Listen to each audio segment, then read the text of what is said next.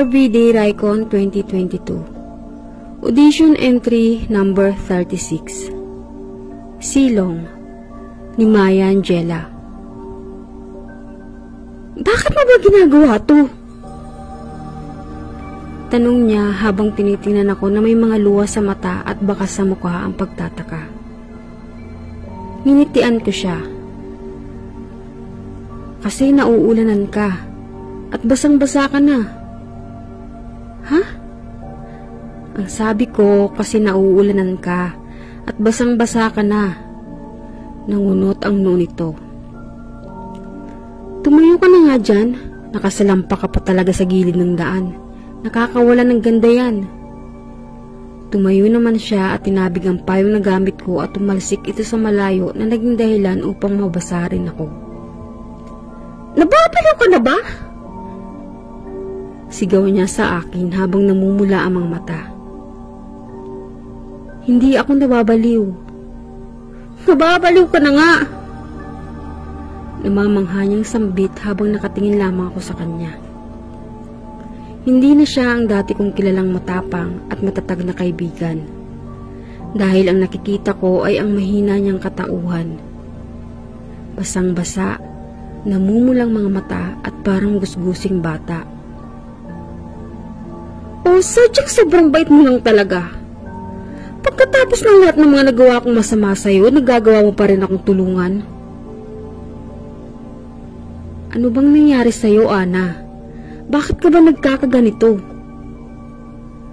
Naumid yata ang dila niya at bigla siyang humagulhol. Karma ko na yata to, Sil. Karma ko na to dahil sa mga nagawa kong pang-aago kay Eric sa'yo. Hindi ko nga alam kung bakit nandito ka sa harapan ko at kaya mo pa akong pasilungin sa payong mo. Na dapat ikinatuwa mo pa ang sitwasyon ko pero andito ka sa harap ko. Walang kahit konting galit na makikita sa'yo. Mahal na mahal ko siya eh. Pero tulad ng nangyari sa'yo, pinagpalit niya din ako. Hindi nga lang sa kaibigan ko. Natatawa niyang sambit sa huli niyang sinabi at muling sumalampak sa maruming semento at umagulhol sa kanyang dalawang palad. Lumuhod ako sa harap niya at hinawakan siya sa balikat. Tinanggal niya ang mga palad sa kanyang mukha at tumingin sa akin. Ana, sabihin na lang nating galit ako sa'yo. Noon, pero hindi na ngayon. Matagal na rin yun at nakalimutan ko na rin ang mga nangyari. Nasaktan ako sa ginawa niyo. Nasaktan ako at mas nasaktan ako sa pagkawasak ng pagkakaibigan natin. Pero wala na akong magagawa. Sabi niyo nga sa akin noon, mahal niyo ang isa't isa. Mahal ka niya, ako hindi na. Kaya ba hindi ka naghabol sa kanya? Tumango ako. Oo, mahal ka niya, diba? Kaya kung maghahabol pa ako lang ang kawawa. Ako lang ang magmumukhang tanga. Kaya andito ako sa harap mo dahil alam kong nagsisisi ka na sa mga ginawa mo sa akin. Sa tuwing nagkakasalubong tayo, nakikita ko mga sulyap mo at dalidaling pagyuko. At mga pag-atras sa banti mo. Natatawa ako sa huli ko sinabi. Nakita mo yun? Halata ang pagkapahiya. Oo, ako pa ba? Pero alam mo, nagpapasalamat din ako sa wala yung nangyari sa amin eh. Kasi nakilala ko yung tamang tao na nakatakda sa akin. Nakangiti kong sambit. Patawarin mo ko sila sa lahat. Sa lahat ng sakit na idinulot ko sa'yo, namin. Umiiyak nitong sambit.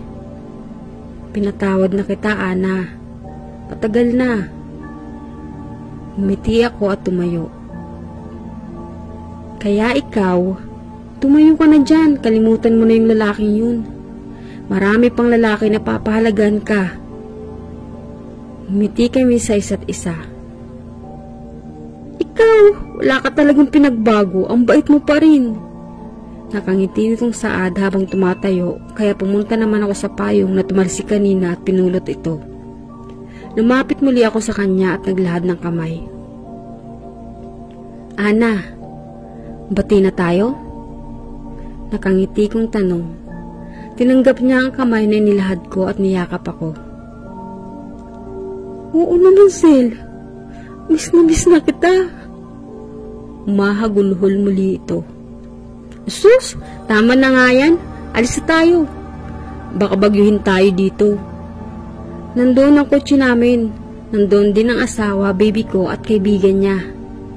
Pugi yun at mabait. Pakilala kita. Tumatawa siya habang kumakalas ng yakap sa akin. Kahit kailan talaga, Sel. Walang mintis. Tara na nga at na makilala ko na yung kaibigan ng asawa mo at ang pamilyang binuo mo. Inangkla niya ang kamay sa baraso ko habang sabay kaming tumatawa sa gilid ng daan, sa gitna ng ulan at sa silong ng payong. Ang payong na naging saksi sa muli naming pagkakaisa bilang magkaibigan.